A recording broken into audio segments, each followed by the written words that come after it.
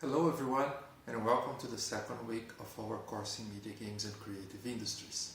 So today we're talking about games industry. We have two lessons about it, this week and next week. So today I want to talk a little bit more about games industry as a cultural and creative industry. First is, what does it mean to be a creative or a cultural industry? And for that I'm going to rely on the work of scholar Afra Kerr. She's an Irish researcher on game studies, and she's a specialist in the kind of research done in the games industry, which I find quite interesting. She approaches the topic from a political economy perspective, and in particular her definition of cultural industries for games departs from an European definition of it that pays attention to the structure of the industry, the imbalances in power between the different companies. It is an approach that is concerned with the organization of production, so how games or how any cultural industry approaches the aspects of production. The experiences of workers, so it's also concerned about work environment and etc. And the kinds of texts, the kinds of content that are produced in these industries in terms of diversity, in terms of quality of content and etc. And also the audiences, in our case the players of particular games. Another point that Afra Kerr highlights in her book Global Games is that there is a tension between the economic and the cultural aspects of creative production in games industry, and we're going to try to explore a little bit more this tension and what does she mean by that throughout this lecture. You might be wondering as well, why am I saying cultural industries rather than creative industries, which is the title of the course, right? It's because creative industries is actually a terminology that came from governmental points of view, industry points of view, rather than necessarily at first an academic terminology. However, there's currently a movement towards understanding those two concepts, one right beside the other. So it's a cultural and creative industries. Whereas on the cultural side, we're looking at these power imbalances between the different companies, these issues within the production of cultural products. And on the other side, we have this creative industry that we can also kind of put in a similar path of the creative economies that are really dealing more specifically with how this becomes a market, how this becomes an industry. So we're really looking, when we're talking about creative, the kind of work that is being done. So the difference is a bit subtle at times, but if we think of it as a cultural industry, we really try to tackle it from a more critical perspective, whereas a creative industry looks more at it as a profitable industry. And a merge between the two, thinking of a study on cultural and creative industries does give us more insight, I would say. So it's nice to keep it like that, to think about it like that. Afra will then highlight some aspects, some characteristics of the industry. And just to connect to this week's reading, Brendan Keogh, he defines or he divides games production or the games industry into four different kinds of production/content. There is the AAA games that we're talking about, the blockbuster games, the big productions like some that you see here, like Yakuza, like Control, like Uncharted, Tomb Raider. So the big AAA games. Indie games that are then smaller in scope, have a different logic of production, slightly different logic of production behind it, such as Hollow Knight over there.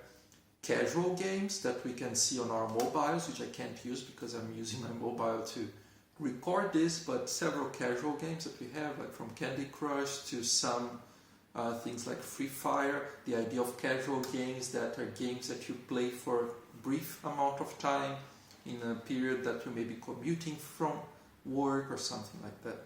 And then the do-it-yourself games that we're going to see in class a little bit more about it.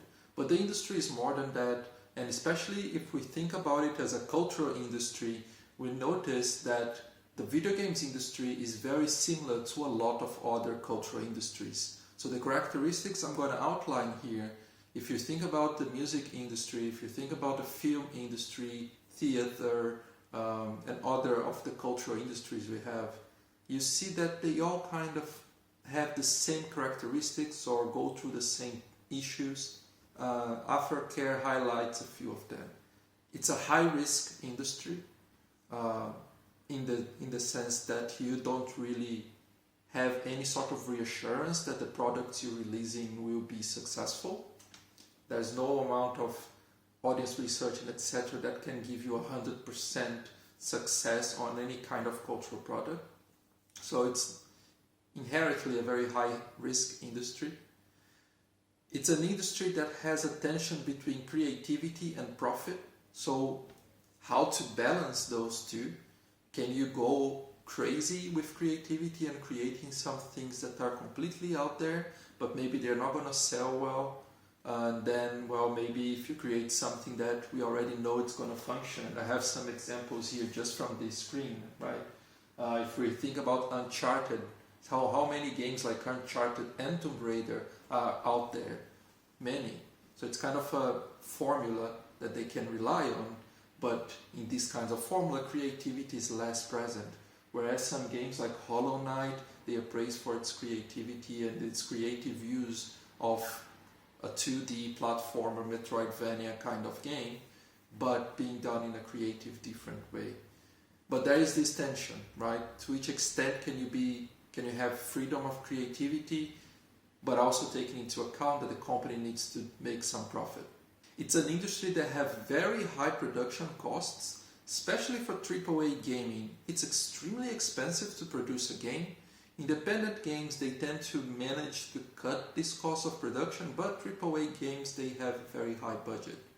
However, it has lower distribution costs, especially nowadays that a lot of the distribution is done digitally. Most of these games that you see here, they're actually digital. I only have like 5 games that are not digital right now. Everything else is digital. But even this kind of distribution is more doable. Video game scenario can be cheaper than other ones, and it's the same for other kinds of distribution like film, music, and etc. So distribution costs are lower in comparison to the production costs. That's a characteristic of cultural industries. Another characteristic of cultural industries is the construction of artificial scarcity in the market. And by that we mean that we create this need for constant need of new games, constant need of new movies, of new music, and etc. And it's not that because it's lacking, that there's a sudden lack of games or a sudden lack of music. No, there's a lot. But you create this illusion of scarcity, this illusion of we need more products, we need more things out there in the market. And games, of course, they have a similar strategy to movies, especially, I'd say, not so much to other cultural industries, maybe movies, maybe books. So they have very similar strategies in the sense that they try to establish franchises.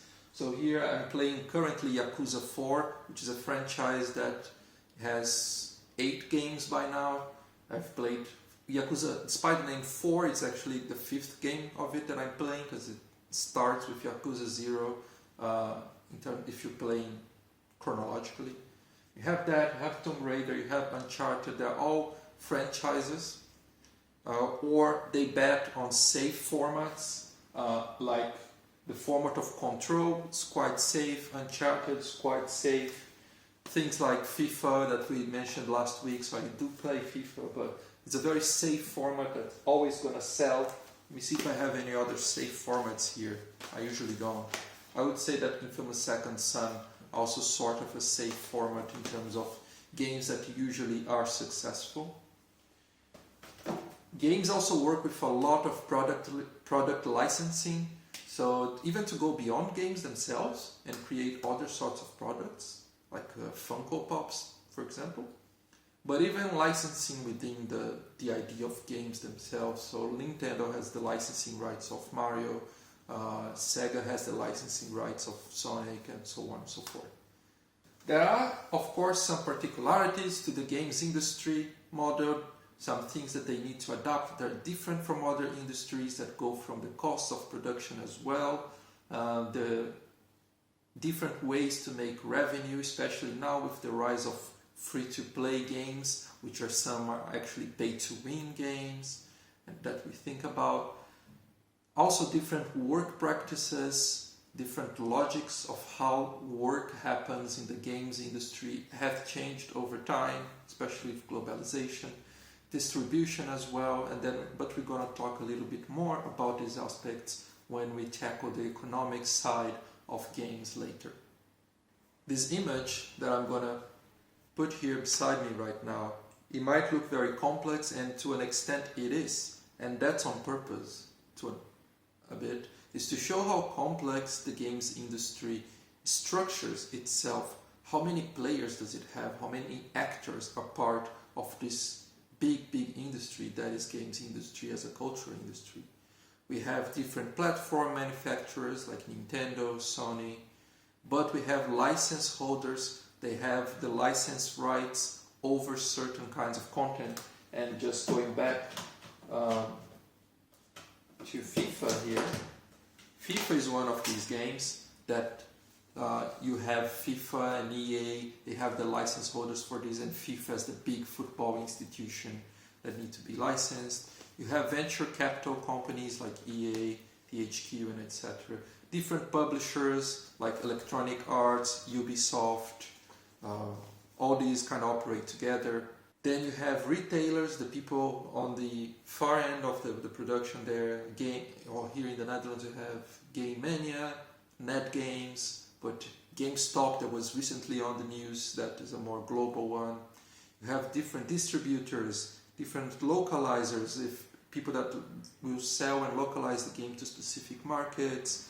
You have the engine developers, so the game engines, the kind of structure from which games are created. You have game engines like Unreal or Unity that are really these kind of magic boxes that have all the tools that you can create a game from there, from these basic structural engines, which then can be owned by different companies, and you have all these connections that need to be drawn between these people. Not to mention marketing, not to mention, in case of indie production, sometimes the music will come from someone else or some other sort of company, art. There's so many things involved, so many people involved in game making. It's a very complex, it's a very comprehensive cultural industry with the many actors appearing in it. Now let's rewind a little bit. I mentioned that Afra highlighted that there is a tension between the economic side and the cultural side. There's also some tensions on the creative side and the profit side. But there are other tensions as well, right? There's tensions on between the different actors in games industry, tensions on that even relate to the establishment of video games cultural value, between is it just entertainment or is it technology? Is it an accessible medium or is it a very complex medium? Is it an artistic medium or does it have commercial viability? It's usually a very gray area when we're talking about it, but these kind of dichotomies, these kind of tensions exist a lot in the games industry. Another sort of tension that appears is a tension of who can make games.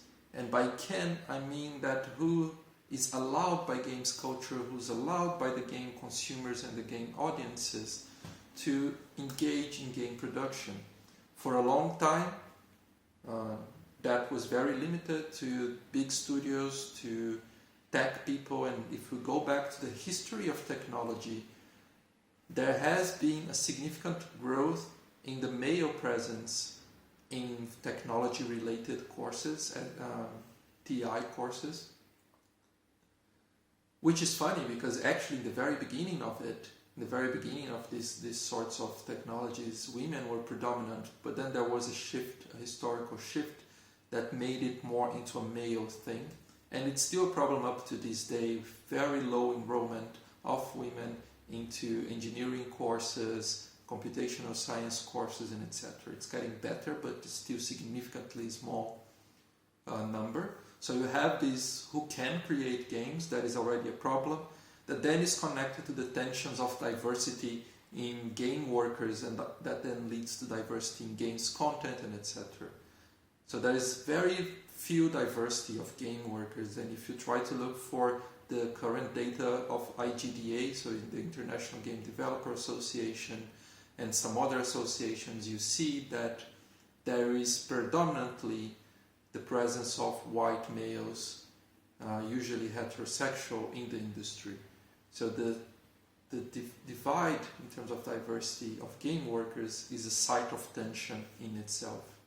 Another paper by Brendan Keogh, he highlights that there is a tension between formal and informal games practice, which he calls this intense in-formalization of games industry. That is always between this formalist, very structured, Fordist ways of creating games and some informality that happens on the fringes of game development.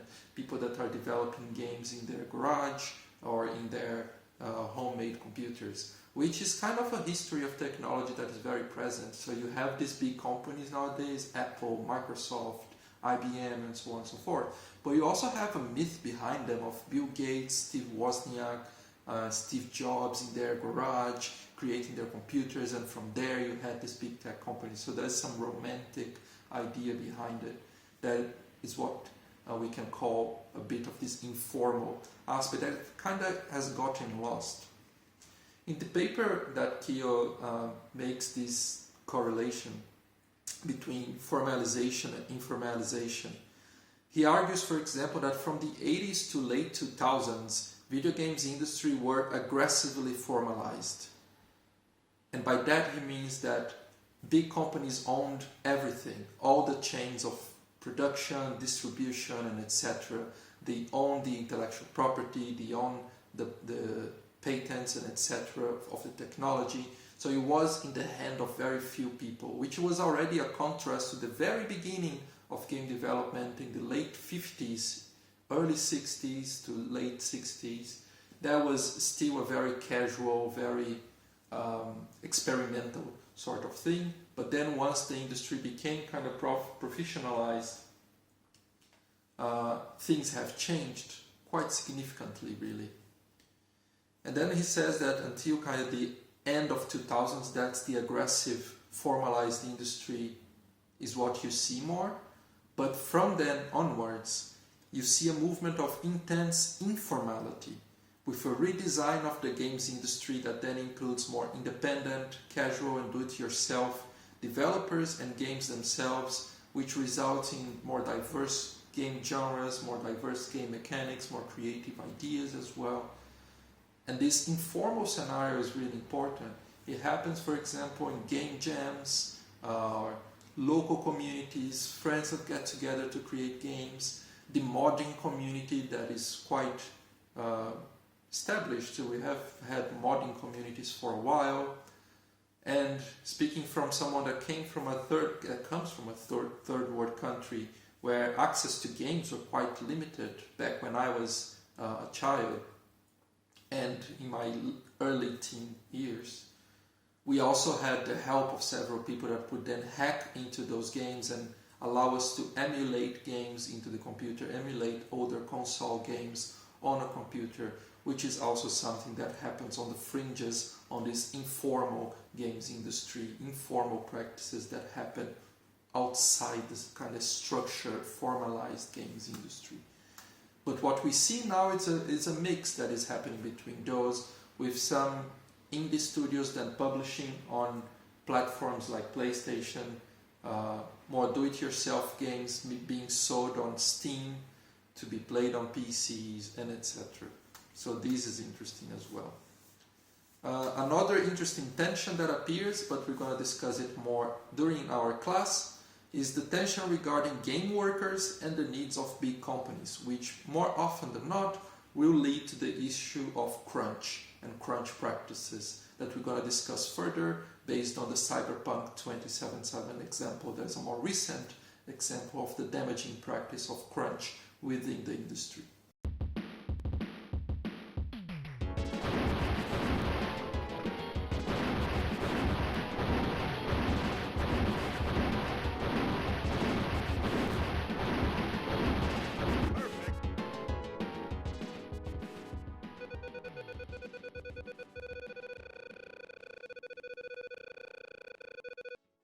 Now I want to change topics a little bit and talk about video games economy, which of course is still linked to its characteristic as a game industry or as a cultural industry. I'm changing myself now to this very interesting and recent kind of graph where you can see the rise of gaming revenue over the years, and it gives also some very interesting historical background on the history of games from a more economic perspective. So we have back in 1972 the first commercially successful arcade, Pong. Since then we have a boom of arcades.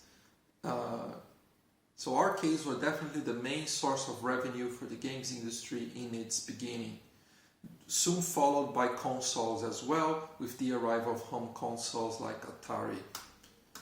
Very soon after kind of the arcade culture became a big thing and home consoles became an impactful aspect of everyday life, we had the first big crisis, economic crisis of the games industry between 83 and 85, that is known as the video game crash of 83. That happened due to a market oversaturation, so too many players, and by players I don't mean the players of the game, but players of this bigger game of the games industry. Too many players, not that much interest, not that much people that you could sell things to. So it was creating an overload of content, oversaturation of content, and also terrible games that had basically zero creative idea behind it. And it's very famous, the case of the game E.T., based on the famous movie E.T. By Steven Spielberg. If you haven't watched it, please do. So back then they created, of course, a game based on a movie that was awful. It was definitely one of the worst games ever made. And there is this, which for a long time I thought was a legend, but turns out it is true, that they actually buried tons of E.T. cartridges for the Atari. They buried them because there was nothing to do with those games. They were not selling, they were crap. So the fact that there was an oversaturation of players in the scenario, so too many companies trying to produce games and etc., and games that were really bad, led to a crash of the market. After the crash, then, we have the rise of Nintendo as kind of the savior of video games industry. Right in 85, with the release of the first Nintendo, also known as Famicom, it was a big success, right? You had the first Super Mario game coming out, that became Super Mario World, and etc. And Nintendo was a big player at the time. And also Nintendo was the first company that realized that a good chunk of the market was directed at young boys. So their big idea back then was, well, let's market to these young boys and let's market it as a toy for young boys. And that really saved games industry at the time. And of course also created two dangerous and complicated stereotypes. The first is that games are only for boys, and second, that games are just toys, which are two stereotypes that still persist, especially the games are for boys one. And if you keep looking at this rise of gaming revenue graph, you see that there was a console market growth because you had new players coming into play, right? Sony with their first PlayStation. You had Sega with Master System, then Mega Drive / Genesis, then Dreamcast, which was then Sega Saturn, then Dreamcast, which was their downfall in terms of hardware. You had then later on the arrival of Microsoft as well as like the main console manufacturers. You also had this trend of miniaturizing consoles and having handheld devices, which started with the Game Boy, and then you have mostly Nintendo doing that with Game Boy and then the Nintendo DS later on. But you also had Sony trying to invest in that market with the PSP and the PS Vita. But definitely the biggest example of handheld games are Game Boy. You have a very growing market of PC gamers, which were always present because that's where games really started, but you have a growing market of PC games, especially PC games nowadays distributed mostly through Steam. And you also have the rise of new markets with mobile games, with cloud-based games, so games that you don't need a console, they're just in the cloud, and you have that with the Google Stadia, for example, where you buy, I don't have it, this is just my DualShock, but it's basically just a device and you play the games from the cloud. And VR games as well that are becoming a big thing. I unfortunately don't have it yet, but I hope to have it at some point, but VR games as well. So you have these new trends too. So the history of the video games economy and the history of video games, they are both very connected. And I think this is a very interesting graph, so you can also study it more carefully later. And a lot of these changes that we see there, especially the quasi-disappearance of arcades as a practice. Arcades are still huge in Japan, somewhat present here, somewhat present in the UK, but they really died down as an industry worldwide, with the exception of some Asian markets. You see a stable situation of consoles. There's some changes there, but fairly stable. A huge growth of the mobile market, a somewhat stable as well PC market, right? So those are the three main ones: PC, mobile, and console, with mobile by far currently having more revenue than PC and console together. My maths are correct, which they tend not to be. So we had this early industry, right? Highly formalized, considerable control of the production by companies like Nintendo, Sony, Sega. So they really had control of everything, including owning patents to their cartridges and CDs. So the medium through which you could play a game that you would put, you're too young for that, but you would put the game inside the console to play it, or open and put the CD there, which is still a bit similar to what we have today. Companies own the patent for that, so other companies couldn't produce that. And especially Nintendo has very tight control over it. And to the point of also being able to control the content. Which games will be able to produce for our consoles. Very limited as well. So both in distribution and production of content, we had these companies that were really in tight control, and they were responsible and are still responsible for most of the revenue that you see in the console part of this graph. But of course you have more accessible tools for games design nowadays, for game creation. For example, RPG Maker, Game Maker, Twine, easier tools to use. You open doors to an increase in games diversity, in games content, in who's producing games, and etc. When I had more time myself, I actually used to play around with RPG Maker when I was 12, 13 years old, 14 years old. It was a lot of fun. I used to write these little, very short RPG games and etc. And I played a lot of RPG Maker games from other people that I don't know who they are. So it's quite interesting that it's fairly easy to start making a game today if I want to. Distribution has also changed.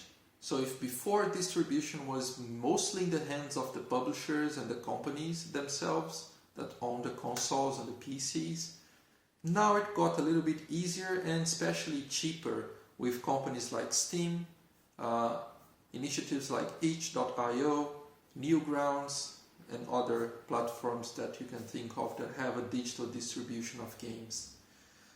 Then you can publish a game without relying on these bigger publishers like Sony, Microsoft, and etc. It's feasible now. Steam, for example, has the Steam Greenlight process that anyone can submit to the Steam Greenlight process. You don't need to have a publisher behind you. Any game you create can go through this Greenlight process.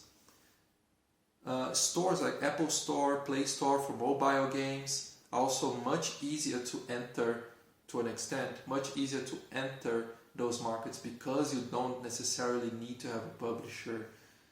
Or you can create your own website and distribute your game yourself There's many ways that this is possible to do nowadays that are much cheaper than being like, okay, I need to publish my game for the PS4, which then requires a big amount of money because you need the Sony development kit, which is not cheap and not every company will be able to pay, and etc, etc, etc.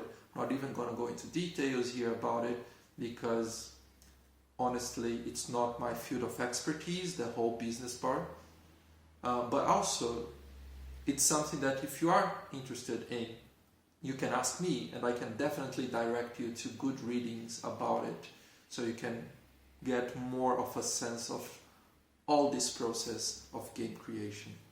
Financing games, also quite different. So usually a lot of this financing comes from stakeholders, governments, etc. But now we have crowdfunding practices and a lot of games have been crowdfunded. I actually believe that Hollow Knight was crowdfunded, if I'm not mistaken, and some other games as well were definitely crowdfunded over time, including some pretty famous or pretty successful games as well. One last aspect that I want to talk about is the distinction between global and local. So games are certainly, definitely a global cultural and creative industry, right? They are everywhere. It's present in every single country. You have at least one person owning a console or playing a game somewhere, right? It also has a global infrastructure in place, especially concerning distribution and especially by the AAA gaming studios and by big console like Nintendo, Sony and Microsoft. Those especially do have all their distribution chains very well established. Production of games, on the other hand, still tends to happen on a very local scale. Again, with the exception of some AAA industries that can outsource parts of their production. So you have Ubisoft has studios spread around the world, Sony has studios spread around the world, and etc. And also they can hire smaller studios as third-party developers to make specific parts of the game. But putting those aside, a lot of games production happens in very local contexts where community play a role, who do you know, that you maybe start with friends and etc. And I stopped here at the Dandara Trials of Fear edition, which is a game that was developed in Brazil, in my hometown actually, by 3 guys that met each other in university. And is currently quite a successful game. It's present in every single platform out there, both mobile and consoles and PC. Was recently free on Epic Games, which then rose even more its visibility. So it's quite interesting as well that on a local level you have these games that are being produced locally. And Dandara specifically, as a game, it actually has a lot of references to my hometown. So first time I was playing it, I was very surprised and happy to see aspects of my hometown here and there present in the game. But it's not just with indie games. AAA games like Yakuza series are also very local. It's a very Japanese game by all means. It was developed in Japan with a Japanese team. It's set in Japan. It's extremely Japanese game, but still has a global reach. And that's one of the unique aspects of video games industry, in my opinion. So the local industries, they do deserve attention, and a lot of attention. We know a lot about the US industry and the Japanese industry because they are the biggest ones. But there's also a lot of studies about different industries, including the Dutch one. And if you're interested about it, just Google the Dutch Games Garden. That's a good start. You have a lot of studies on the Finnish games industry, the Swedish games industry, the Polish games industry, where The Witcher and the Cyberpunk comes from. The Canadian games industry that has a lot of interesting small developers, but also 2 big ones, Ubisoft and BioWare. The Brazilian communities, the Indian communities, and so on and so forth. It's a very interesting angle to pursue as well when thinking about the games industry. So, although a lot of these practices will be similar in terms of how they work on a game, or even the content of the game will be somewhat similar, there will also be a lot of very unique aspects of game production tied to those locations, maybe in terms of funding, where the money comes from, which kind of access do they have to knowledge about games production, and etc. etc. So there are very specific things. So to conclude this long lecture, I leave one question for you guys that maybe we can discuss in class, those of you that watched it. What do you know about the game industry in your home country? Can you maybe take a look and come to class with some curiosity about your local games industry, even if it's a very small one? I would be really happy to hear from all of you. So that was it for today, and I'm sorry for the chaos, but the chaos is also good sometimes, I find. And we'll see each other in class.